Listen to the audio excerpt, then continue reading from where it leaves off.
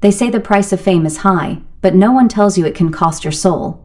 I didn't believe in such things, not until I saw the man with no face. Ever since I was little, I wanted to be seen, not just seen, admired, worshipped, remembered. While other girls played with dolls, I practiced crying in front of the mirror. I rehearsed acceptance speeches in the bathroom, pretending the shampoo bottles were golden trophies. Growing up in a small town with big dreams was like suffocating slowly. The world felt like it had a spotlight, and I was standing in the dark, waiting for someone to turn it on. I tried everything: modeling agencies, open mic nights, talent shows. I even posted dancing videos online hoping they'd go viral. But all I got were 2 likes, and one of them was from my mom. Then came the whispers. They started the night I found the mirror. It was old and heavy, tucked away in a dusty corner of a thrift shop I'd never seen before. The owner was an old woman with milky eyes and long gray nails. She didn't speak, just watched me as I ran my fingers along the carved wood frame. "It's beautiful," I said. She tilted her head. "It shows more than just reflections. It shows what you desire." I laughed nervously, but I bought it anyway. Something about it pulled me in, like it had been waiting for me.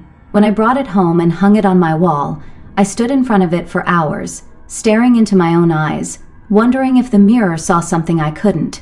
That night, I heard it for the first time. A whisper, faint, like wind through a crack in the wall. "Do you want it?" I froze. My room was empty, but I wasn't alone. The next night, I heard it again, louder: "Fame, glory, everything you want." I stared into the mirror. My reflection didn't move. It just smiled, while I stood still, shaking. Then came the dream. In it, I was walking through a red hallway lit by flickering bulbs. At the end of the hallway stood a tall man, dressed in a black suit. His hands were pale and long, but where his face should have been, there was nothing, just smooth skin, like a blank mask. But somehow, I felt him smiling. "Say yes," he whispered without lips, "and I'll make them love you." I woke up sweating, but I couldn't stop thinking about him. Every night, he came back. Each time, he got closer. Each time, I felt less scared. Soon, the mirror started changing. My reflection didn't follow me anymore. It did things I didn't do, tilting its head, blinking slowly, and sometimes smiling when I wasn't. One night, I swear it mouthed the word yes. That night, I said it out loud: yes. The lights flickered, the air turned cold, and something moved behind the mirror. For a second, I thought I saw his shadow, tall, faceless, waiting. The next morning, I woke up to 10,000 followers on my account. A video I didn't remember posting was trending. Me dancing, crying, laughing, screaming, all edited like a professional movie. People were obsessed. They begged for more. Sponsors messaged me. Brands offered money. My name started trending. And the mirror? It started watching. Now every night, I dream of the faceless man. I walk with him. He tells me what to wear, what to say, what to post. And when I follow his commands, the numbers go up. But when I hesitate, strange things happen. Dead birds on my windowsill. My neighbor's cat with its mouth sewn shut. One night I woke up with blood on my hands, but no wounds. Fame had found me. But it wasn't free. And deep down, I know this is just the beginning, because last night, the man with no face whispered something new. Soon, it won't be you in the mirror anymore. I thought I wanted to be known. I thought fame would fill the empty spaces inside me. But now, I'm starting to wonder if those spaces were better left empty. After that night, the night I whispered yes, things changed quickly. Too quickly. Brands lined up, people started calling me the next big thing, and I was getting invited to places I only saw in magazines. Everyone wanted to be around me. Everyone wanted to touch my fame like it was magic. But behind all the lights and filters, something darker began to grow. The mirror, my mirror, was no longer just a mirror. I started noticing things. Sometimes, when I looked into it, I saw a second version of myself behind the reflection. She looked just like me, but not quite. Her eyes were a little too wide. Her smile didn't reach her eyes. And worst of all, she didn't blink when I did. Sometimes she blinked twice, like a warning. I tried covering it with a blanket. The next morning, the blanket was gone. Just gone. The mirror was uncovered, shining like always. The reflection smiled back at me with something cold and cruel hiding behind the eyes. The dreams became real, too. I'd wake up with scratches on my arms, my lips bruised, Sometimes I'd find dirt under my fingernails, like I'd been digging. I stopped remembering things. Days blurred together. I'd see myself posting videos I didn't record, wearing clothes I didn't own. One of my fans commented, "I love how dark you're getting." I had no idea what they meant. Then one night during a live stream, I saw him, the man with no face. It was quick, just a flicker on the screen. But it was there. He stood behind me, tall and silent. My chat exploded. Some thought it was a filter. Others said it was a prank. But I knew better. I felt the cold crawl up my back that moment. I turned around. Nothing. But the air smelled like burnt roses and moldy wood. I tried deleting the stream. It wouldn't go. I unplugged the camera. It kept recording. I threw my laptop across the room. The screen cracked, but the stream kept going. The next morning I checked my feed. Millions of views. Everyone loved it.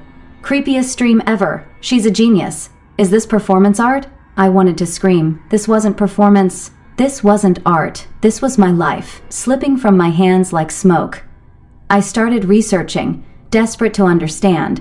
I came across old stories, legends really, about the faceless collector, a being that offers fame, glory, and love to the desperate, but always at a price. It feeds on attention, on adoration. And once you agree, it takes a little more of you every time someone claps, clicks, or comments. Some say he doesn't just steal your soul, he replaces you, piece by piece. You don't even notice it happening. I looked back at old photos just from a few months ago, and I didn't recognize myself. My eyes looked softer, my smile looked real. Now, I look hollow, like something is wearing my skin. People around me started acting strange too. My best friend stopped calling. When I asked her why, she said, "You're not you anymore." She said my laugh didn't sound right, that my smell had changed, that when she looked into my eyes, she saw someone else looking back. She blocked me that night. That same evening, I got an email from a studio offering me the lead role in a horror film. The script? A girl who makes a deal with a faceless demon in exchange for fame. The twist? She gets famous, but loses everything else. Her body, her soul, her name. I didn't audition, but they said I sent them a tape, and it was perfect. I tried breaking the mirror. I took a hammer to it, hit it with all my strength. It didn't crack. Instead, it rippled, like water. And when the ripples settled, my reflection looked at me with pity. Not fear, not anger, just sorrow. Then it smiled and whispered, "You said yes. You don't get to say no now." That night, I slept with the lights on. I locked my bedroom door. I pushed my dresser in front of it. But I still woke up outside, naked, cold, standing in front of the thrift shop where I found the mirror. But the shop wasn't there anymore, only a burnt shell, like it had been gone for years. And there, leaning against the charred wall, was a mirror, my mirror. And in it, she smiled at me, the not me. She held up a finger, pointed behind me, and when I turned around, I saw him, the faceless man, closer than ever. I wanted to run, I really did, but my legs didn't move. Not because I was frozen in fear, but because something stronger than fear held me there.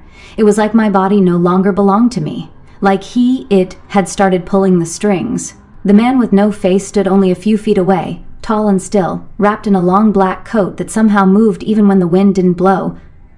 Where his face should have been, there was only smooth skin, no eyes, no mouth, just nothing. But I swear, he smiled.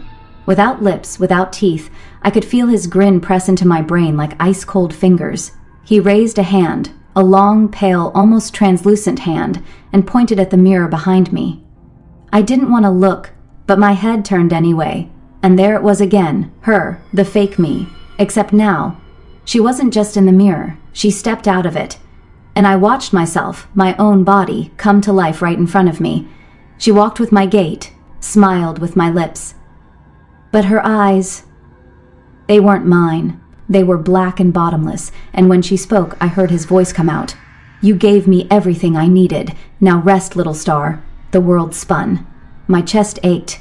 I tried to scream, but nothing came out. The air was gone, sucked out by whatever dark vacuum this creature had pulled me into.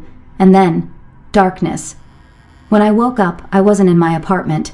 I was in a room made of mirrors, no doors, no windows, just reflection after reflection of myself, except I wasn't moving. I was watching her move. She was out there, living my life. I screamed, pounded on the glass, begged to be let out. But the other me ignored me. She smiled for the camera, accepted awards, dated handsome celebrities, and whispered fake laughs in interviews. She was the star now, the one they all loved. And I was the ghost in the mirror. I don't know how long it's been. Time doesn't work here. There's no sun, no moon, just bright lights and camera flashes. Sometimes I hear fans cheering. Sometimes I hear whispers crawling along the mirror's edge, like centipedes made of sound. They say things like, "Do you like being watched now? Fame never forgets. She's better at being you than you ever were." At first, I tried to fight it, tried to break the mirrors, tried to shout loud enough to be heard, but no one ever looks closely at a reflection. They only see what they want to see. And the world, they love her. She's perfect. She says all the right things, never cries, never breaks down, never questions. And because of that, she's adored, worshipped. She feeds him. Every like, every comment, every scream of admiration. It goes straight into that hollow thing with no face. That's the deal. I get to exist, but only in the corners, in the reflections, in the silence between claps.